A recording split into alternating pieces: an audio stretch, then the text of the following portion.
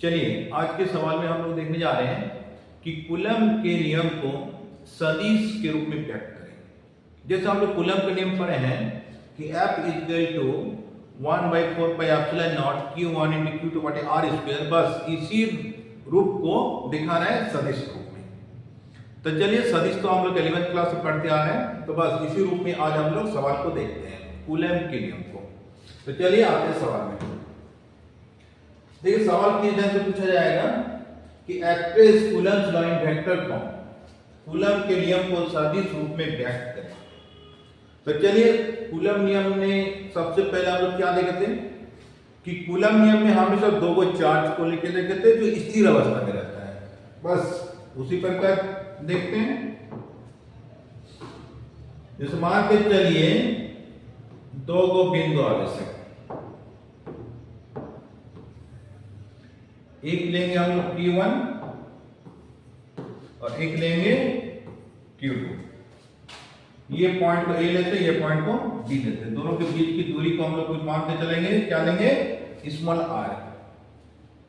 अब देखिए तो समान परिमाण के चार्ज है, तो दोनों पॉजिटिव हैं, तो क्या होगा, ये चार्ज इस आवेश पर बल लगाएगा और ये चार्ज इस आवेश पर बल लगाएगा। अब देखिए ये Q1 Q2 पर जितना बल लगाएगा उतने बल के साथ वो भागेगा किधर, बाहर की ओर। मतलब ये Q2 भागेगा बाहर, क्योंकि दोनों पॉजिटिव है, दोनों रिपल्सन करेगा, मतलब विकर्षण करेगा। तो ये चार्ज भागेगा बाहर की ओर, इस दिशा में जाएगा, और ये चार्ज जितना बल लगेगा Q1 पर उतने बल के साथ भागेगा ये इस दिशा में। ये चार्ज जो देख रहे हैं इसका सीधा एग्जाम्पल लिख देते हैं, चलिए दिखाते हैं। जैसे मान के चलिए निर्वात में एक आवेश है Q, इसके आसपास कोई आवेश नहीं है, तो क्या ये आपने से क्या भटकेगा, नहीं भटकेगा। अगर इसके आसपास कोई आवेश को लेकर आ गए और इसके विद्युत क्षेत्र में आ गए तो यहां पर बल लगेगा। दोनों पॉजिटिव है तो विकर्षण लगेगा, ये नेगेटिव है तो यहां पर आकर्षण बल लगेगा। अब देखिए कितना बल लगेगा, ये जितना फोर्स के साथ ये विकर्षित करेगा, मान के चले दोनों पॉजिटिव है तो विकर्षण करेगा। ये आवेश जितना बल इसमें लगाएगा उतने बल के साथ ये भागेगा उधर, और ये आवेश इस आवेश पर जितना बल लगाएगा उतने बल के साथ ये भागेगा इधर। बस यही रूल है, इसमें और कुछ नहीं। अब देखिए आगे Q1 पर Q2 के द्वारा लगने वाला बल, इस बल को हम लोग लेंगे F12, मतलब 12 मतलब होता है 1 पर Q2 के द्वारा लगने वाला बल, और इस साइड में जो बल लगेगा वेक्टर F21 मतलब Q2 पर Q1 के द्वारा लगने वाला बल। अब इसका यूनिट वेक्टर कैसे लिखते हैं, यूनिट वेक्टर मतलब होता है दिशा देना है। जैसे हम लोग लोअर क्लास में पढ़े हैं यूनिट वेक्टर, यूनिट वेक्टर क्या बताता है, दिशा को प्रदर्शित करती है। जैसे x एक्सिस, y एक्सिस और z एक्सिस। x एक्सिस हम लोग लेते हैं i कैप, इधर j कैप और इधर k कैप। i कैप क्या बता रहा है, ये x एक्सिस की डायरेक्शन को बता रहा है। बस इसी को बोलते हैं यूनिट वेक्टर। इसका फॉर्मूला हम लोग पढ़े थे 11वीं क्लास में कि i कैप या a cap is equal to vector of a by mod of vector of a। यह है यूनिट वेक्टर का फॉर्मूला। अगर यहां पर r लेके चलेंगे, r क्या मतलब होता है, यूनिट वेक्टर का सूचित करते हैं, तो vector of r bye mod of vector of r। जैसे लीजिए कोई टेंशन नहीं, चाहे आप a रहेगा तो a लेके चलिए, r रहेगा तो r लेके चलिए। ये यूनिट वेक्टर का फॉर्मूला है, यही वाला फॉर्मूला यहां पर भी अप्लाई करेंगे। तो देखिए आगे Q1 से Q2 की ओर डायरेक्शन इसको लेंगे r कैप 1 2, अब इधर से जाएंगे इसको लेंगे r कैप 2 1। अब इसका परिभाषा कैसे देंगे? देखिए माना Q1 तथा Q2 दो बिंदु आवेश है जो स्मॉल r दूरी पर स्थित है। यहाँ पर लैंग्वेज में भी लिख सकते हैं कि माना Q1 तथा Q2 दो बिंदु आवेश है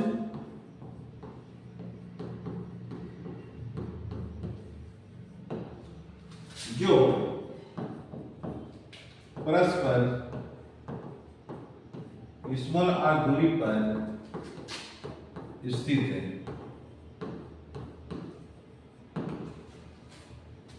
अब देखिए आगे आगे क्या देखेंगे?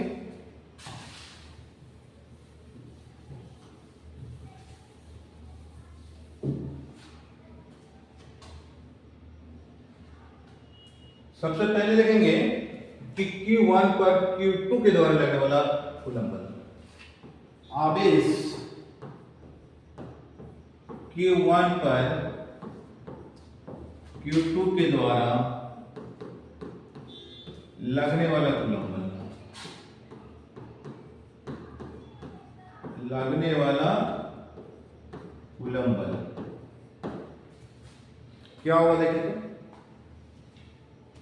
इस आवेश पर ये आवेश के द्वारा जो बल लगेगा उसी बल के साथ भागेगा इधर। ये बल क्या है? F12। Q1 पर कौन सा बल लग रहा है? F12, vector of F12। अब कूलम्ब कांस्टेंट क्या होता है? 1/4 पाई एप्सिलॉन नॉट।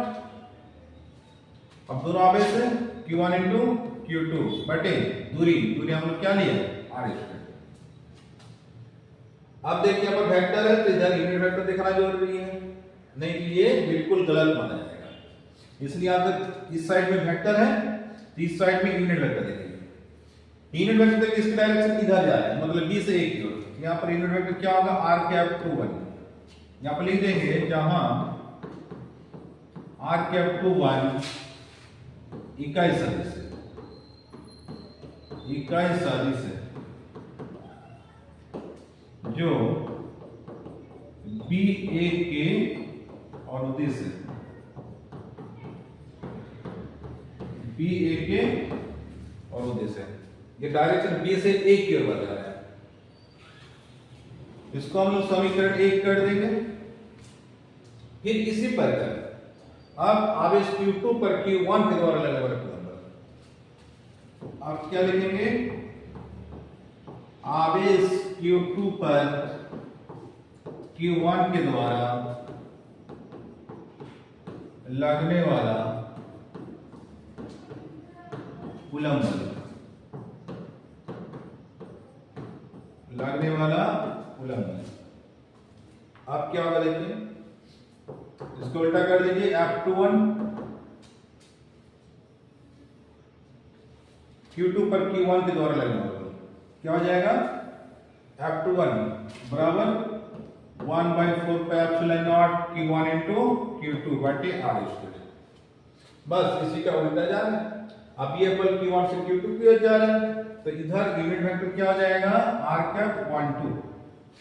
इसको समीकरण 2 कर देंगे। आप यहां पर लिख देंगे जहां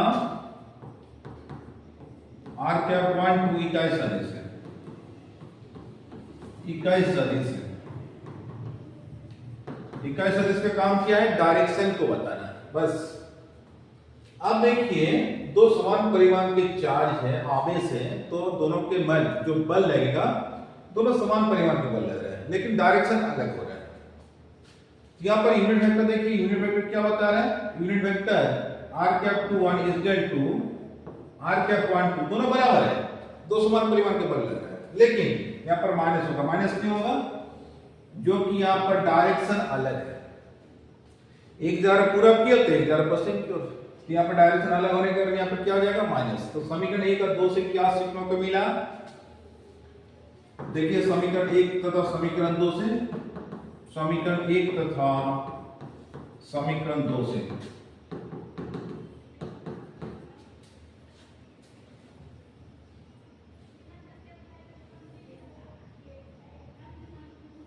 यहां देखिए यूनिट वेक्टर का डायरेक्शन अलग है तो बल क्या हो जाएगा? बल F12 इक्वल टू हो जाएगा वेक्टर ऑफ F21 यहाँ पर हो जाएगा माइनस। माइनस क्यों हो रहा है? जो कि समान परिमाण के आवेश जब रहेगा तो बल एक दूसरे पर समान लगेगा लेकिन ऑपोजिट डायरेक्शन, मतलब विपरीत डायरेक्शन में। तो यहाँ पर न्यूटन का कौन सा नियम पालन करेगा? यहाँ पर न्यूटन का तीसरा नियम पालन करेगा, मतलब न्यूटन का थर्ड लॉ। यहाँ पर न्यूटन का थर्ड लॉ पालन करेगा। क्यों? देखिए न्यूटन का थर्ड लॉ क्या होता है? एक दूसरे पर समान बल लगता है लेकिन विपरीत दिशा में होती है, यही ना होता है न्यूटन का थर्ड लॉ। तो बस यहाँ पर क्या देखने को मिला कि दो आवेशों के मध्य लगने वाला कूलम बल न्यूटन का थर्ड लॉ को पालन करता है। तो इसको परिभाषा कैसे लिखना है? क्या होता है? ऊपर समीकरण से स्पष्ट है कि यहाँ न्यूटन का तीसरा नियम पालन करता है, जो एक दूसरे पर समान बल लगाता है परंतु विपरीत दिशा में होती है।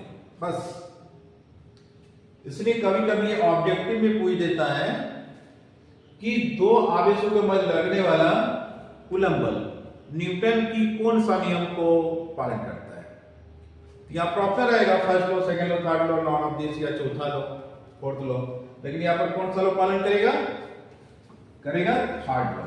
तो बस इस क्वेश्चन में यही देखना था कि दो समान परिमाण के आवेश हैं तो वहां पर बल तो लग रहा है, तो वहां पर न्यूटन का कौन सा नियम वहां पर फॉलो कर रहा है। तो यहाँ पर देखने को मिला न्यूटन का थर्ड लॉ। तो चलिए ये सवाल इतना ही था। अब चलते आगे वाले सवाल में कि कूलम के नियम को स्थिति सदिश के रूप में व्यक्त करें। तो चलिए ये सवाल इतने, देखते आगे वाला सवाल। चलिए ये सवाल क्या है कि कूलम के नियम को स्थिति सदिश के रूप में व्यक्त करें। मतलब क्या बोल रहा है कि पोजीशन वेक्टर, कूलम के नियम को पोजीशन वेक्टर के रूप में दिखाना है। तो चलिए देखते सवाल। सवाल क्या देखिए, Coulomb's law between two charges in term of their position vector, कि कूलम के नियम को स्थिति सदिश के रूप में व्यक्त करें। तो चलिए देखते हैं इसका सबसे पहले इसका डायग्राम।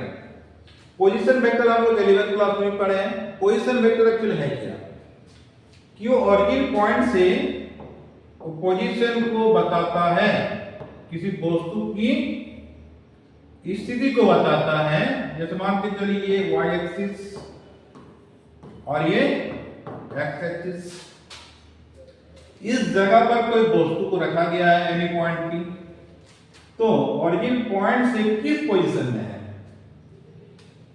इस साइड जाते तो x एक्सिस फॉलो कर रहे हैं, y की ओर जा ऊपर की ओर जा रहे हैं तो y एक्सिस फॉलो करते हैं। मतलब ये पोजीशन दिखाते हैं कि ऑरिजिन पॉइंट से अगर सीधी रेखा खींचा जाए तो इसको बोलते हैं पोजीशन वेक्टर। ये सीधी रेखा को हम लोग कहेंगे पोजीशन वेक्टर की दिशा। तो बस इस रूप में इसको दिखाना है। तो 11th क्लास में तो हम लोग पढ़ ही लिए थे। अब चलते हैं आवेश को देखते हैं। कूलम के नियम को हम लोग देखेंगे पोजीशन वेक्टर के रूप में। तो सबसे पहले इसका डायग्राम को फॉलो करिए। डायग्राम क्या है देखिए, तो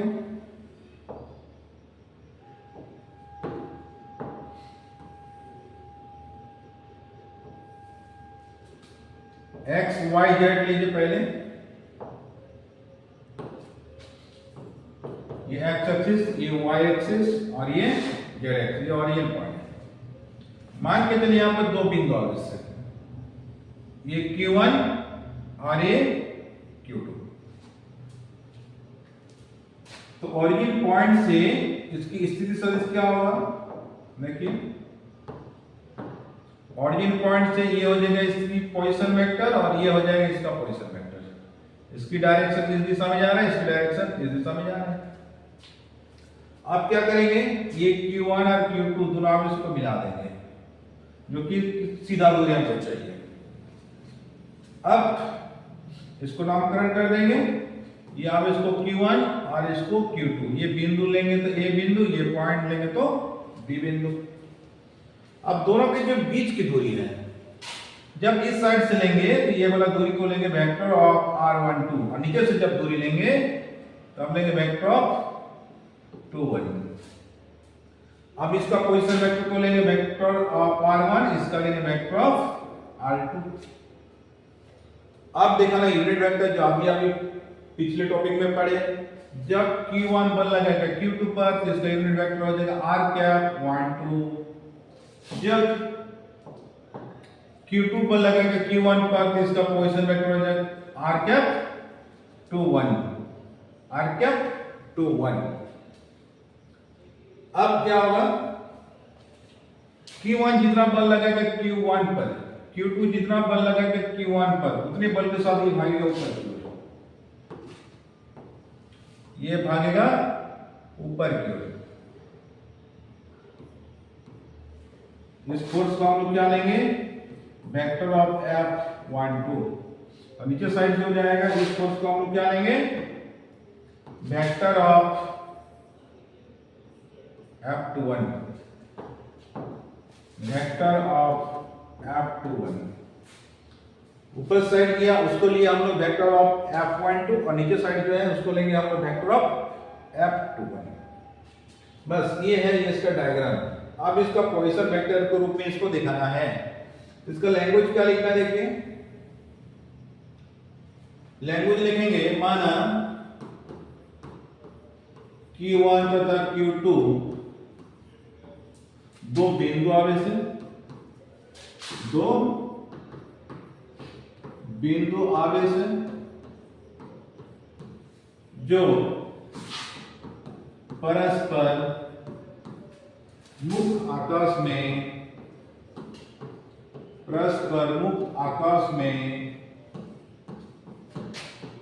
small r vector of r12 दूरी पर स्थित है, दूरी पर स्थित है। अब देखिए मूल बिंदु O के सापेक्ष जिनकी स्थिति सदिश, मूल बिंदु O के सापेक्ष जिनकी स्थिति सदिश,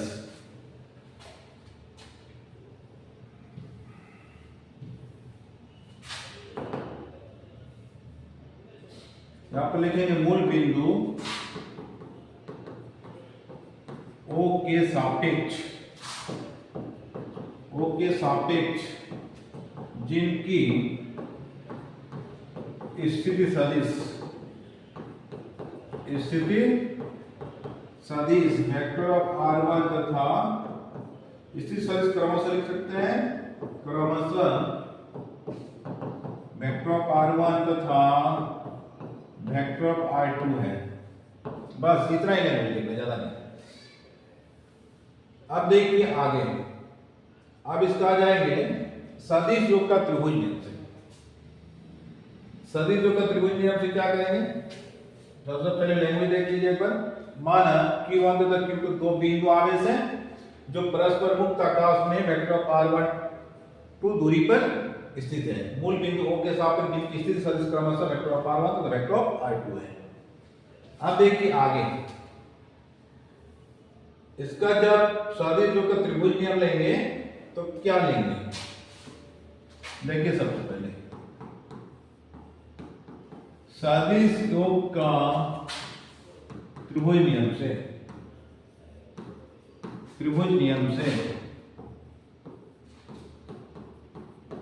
सबसे पहले किधर से चलेंगे, देखिए इस त्रिभुज में देखिए O से A की डायरेक्शन है, फिर A से B की डायरेक्शन, लेकिन B से O की डायरेक्शन नहीं है, तो हम लोग चलेंगे O A B में पहली बार।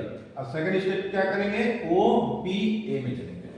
तो फर्स्ट स्टेप में चलेंगे ट्रायंगल O A B में। तो देखिए O से A की डायरेक्शन है तो क्या लेंगे, vector of O A plus vector of A B equal to हो जाएगा वेक्टर ऑफ O B। अब इसका मान बैठाइए, मान क्या बैठेगा देखो, OA इसका मान है वेक्टर ऑफ r1, या तो हमको चाहिए वेक्टर ऑफ AB का मान चाहिए, तो क्या करेंगे, वेक्टर ऑफ OB से माइनस कर देंगे वेक्टर ऑफ OA। AB का मान क्या है, वेक्टर ऑफ r12, OB का मान क्या है देखिए, वेक्टर ऑफ r2, और इसका मान है वेक्टर ऑफ r1, इसको समीकरण 1 कर दीजिए। इसी प्रकार आप चलेंगे नीचे साइड से, एक बार चलेंगे नीचे साइड से, ओ बी ए में, ट्राइंगल ओ बी ए में, तो क्या होगा देखिए, ओ से बी को जा सकते हैं तो क्या करेंगे, vector of O B plus vector of B A equal to हो जाएगा वेक्टर ऑफ ओ ए। ये भुजा प्लस ये भुजा बराबर ये भुजा। क्यों? वेक्टर सिर्फ डायरेक्शन को शो करता है, वो एंगल शो नहीं करता है या एंगल पालन नहीं करता है। अब वेक्टर ऑफ बी ए बराबर हो जाएगा vector of O A minus vector of O B.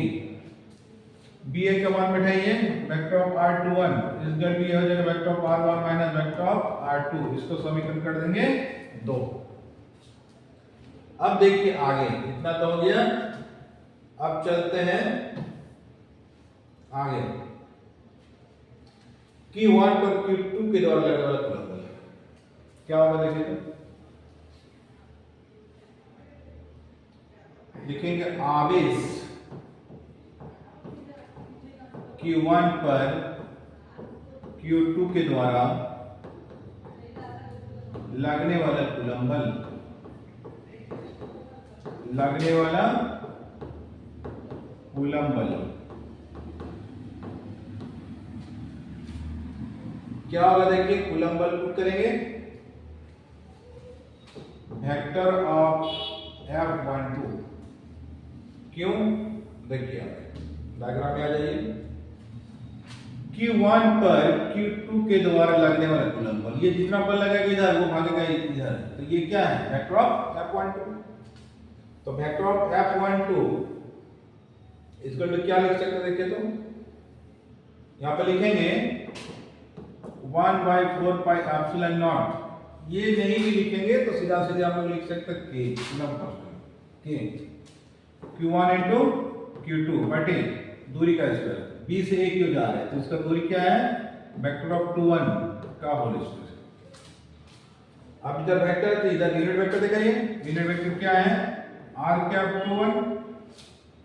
अब यूनिट वेक्टर का फॉर्मूला पहले बता दिए हैं कि जब r जब रहेगा तो vector of r by mod of vector of r, ये है यूनिट वेक्टर का फॉर्मूला। यहां पर मान पुट करिए यूनिट वेक्टर का फॉर्मूला, तो क्या होगा देखिए, तो vector of F12 equal to K Q1 into Q2 by vector of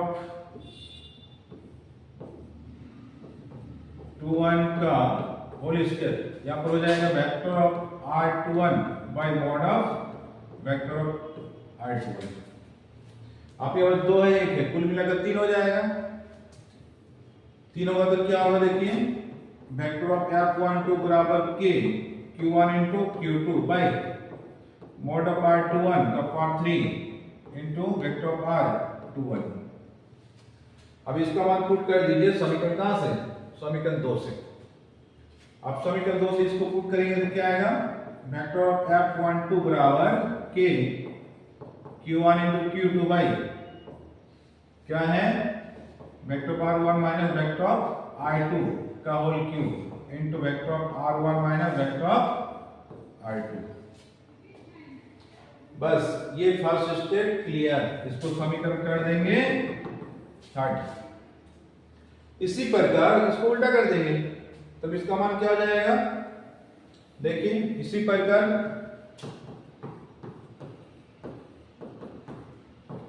आवेश Q2 पर Q1 के द्वारा लगने वाला कूलम्ब बल, लगने वाला कूलम्ब बल। अब देखिए ये जो देख रहे हैं ना, इसको उल्टा कर दीजिए, क्या हो जाएगा, vector of F21 equal to K Q1 into Q2 by vector of, यहाँ पर R1 है R2 हो जाएगा, फिर यहाँ पर R1 का पावर 3 हो जाएगा। यहाँ पर क्या है, R1 है R2 हो जाएगा, R2 है तो वहां पर R1 हो जाएगा। बस ये हो गया इक्वेशन 4, हो गया सवाल। यही था ये सवाल। कि कूलम के नियम को स्थिति सदिश के रूप में व्यक्त करेंगे। तो चलिए ये हो गया कंप्लीट कि कूलम के नियम को स्थिति सदिश के रूप में व्यक्त कर दिया।